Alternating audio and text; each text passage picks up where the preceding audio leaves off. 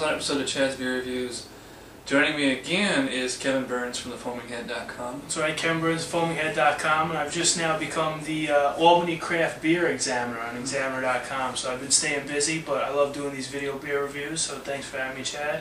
And we are doing a New York beer today. This is the Brooklyn version of the Brooklyner-Schneider Hopfen-Weisse.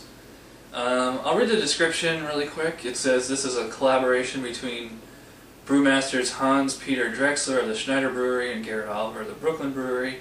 Together they bring you a new sensation, a pale weizenbock, fermented with the Schneider yeast, then robustly dry hopped with a blend of Amarillo and Palisade hops. Brooklyner-Schneider Hopfen-Weisse is a delicious blend of Bavarian craftsmanship and American ingenuity.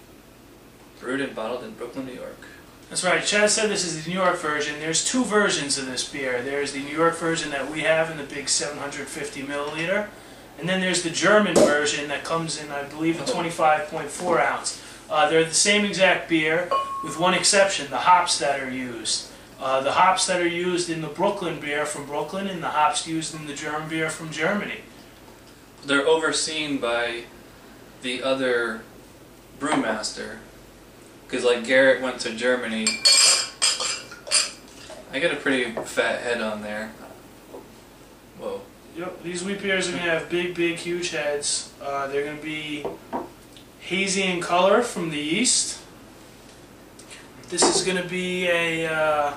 and there's still a lot in the bottle too. This is going to be, I'd say, a cloudy... It's like an amber. Orange, yellowish orange color. It looks like honey. Straight up like honey. Lots of carbonation in there. It's a really small, tiny bubbles. Ooh, that's really spicy.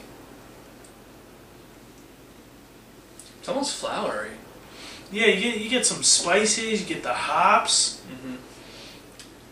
You said maybe even dandelions, you say flowers. This is a really interesting beer with a really interesting nose. I mean, I get the classic clove of banana. Yep. But it seems more than that. Cloves and bananas are staples of wheat beers. Even though they don't actually use that, it's just from the yeast.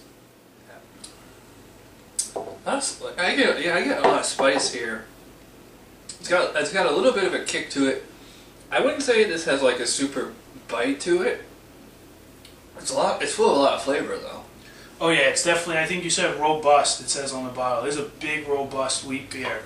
You get the spices up front, a little sweetness in the middle, yeah. The wheat underneath the sweetness, and then kind of a big hop finish. Quite a hoppy.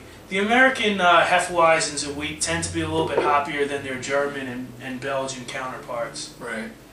And usually when you drink a wheat beer, you're not going for hops anyways, you're going more for smoothness and maybe a little kick in the coriander. Yeah, they're sweet and spicy.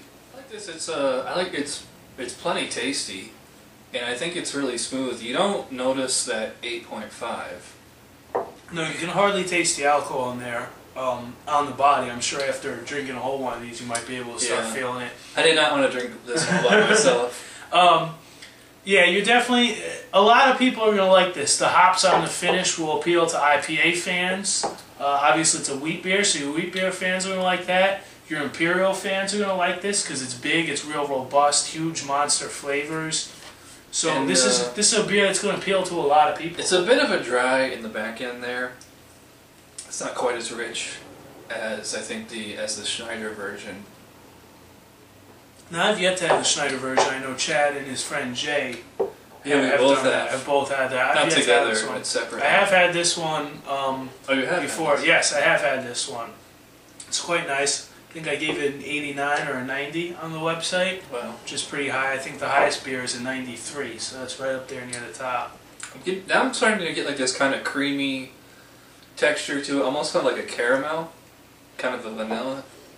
Did you notice that at all? Yeah, now with some beers, you'll have most of the flavors figured out in the first couple of sips because they're a little thin. This is one of those beers where you're going to keep getting new stuff. It's really complex on the body. You're just going to keep getting new stuff. New flavors. And that's like the Chimay we did is complex like that too. Yes, this is a complex, rich, robust is the word I keep going back to because I think it was on the bottle. just a great word to. That's a word I usually reserve for stouts. But this body it's complex. It's big. It's got the wheat. It's got the spices. It's got the honey, the sweetness, the hops on the finish. As far as the drinkability, I'd say the drinkability is quite high. It's a soft, pretty gentle mouthfeel aside from the spicy kick. Goes down smooth. Bit of a dry back end though. Not too crazy about that, but full of flavor though. I don't think you have to be a professional beer drinker to enjoy this beer. No, this is a pretty nice beer. The hops on the end might turn off some wheat beer drinkers. Maybe the German, the Belgian, people who used to drink the Hefeweizens and the wit beers. It doesn't have that weedy taste to it. It's there. It's not as pronounced as a lot of the other robust, as the other wheat beers. And it's certainly, I mean, it's not mild and watery like your run-of-the-mill hef, like American hef. Yeah. Like the blackberry wheat we did a couple weeks ago. Yeah. Like that was pretty plain. You got about the same amount left, so you want to just chug this and see how it feels? Sure. Alright, cheers. That is good. Yeah, I'm probably going to give this a 9. I'm thinking right along the same lines. Yeah, it's full of flavor. It's drinker friendly. And I mean the only caveat is the body is 8.5. I'd say a 9. Yeah. It's got all the things you're looking for. It's got a great nose. It's got a great body. It's balanced. It's complex. It's flavorful. It's got a great finish. Some nice hops in there. There's nothing wrong with it. It's a good beer. Yeah. We'll give it a 9. I'm getting buzzed already though. I mean, I'd like another one, but we're also drinking this at 3 in the afternoon on a Thursday. Maybe we'll cut that out. Alright, well, I liked it a lot, and I would highly recommend it, and... Same for me, also. Yeah. So I guess that about wraps it up. Alright, Kevin from the Foaming Head. Chad from Chad's Beer Reviews, so... Thanks for joining us, guys. Yep, thanks for watching. We'll see you guys next time. Bye.